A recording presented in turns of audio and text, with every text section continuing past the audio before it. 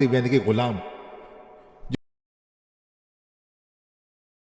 جس نے اپنے آقا سے اپنے مال کی ادائی کے بدلے میں آزادی کا معاہدہ کیا ہوا تھا، نے حضرت مشکل کشا علی مرتضیٰ شیر خدا کرم اللہ وجہ الکریم کی بارگاہ میں عرض کی، میں اپنی کتابت کی رقم ادا کرنے سے عاجز ہوں، میری مدد فرمائیے۔ آپ کرم اللہ وجہ الکریم نے فرمایا، میں تمہیں چند کلمات نہ سکھاؤں جو رسول اللہ صلی اللہ تعالیٰ علیہ وسلم نے مجھے سکھائے؟ اگر تم پر جبل سیر یعنی کہ ایک جو بہت بڑا پہاڑ تھا، اس کے برابر بھی جتنا قرضہ تمہارے پر ہوگا تو اللہ تبارک و تعالیٰ اللہ تعالیٰ اس کی ادا کرنے کے اسباب تم کو مہیا فرما دے گا۔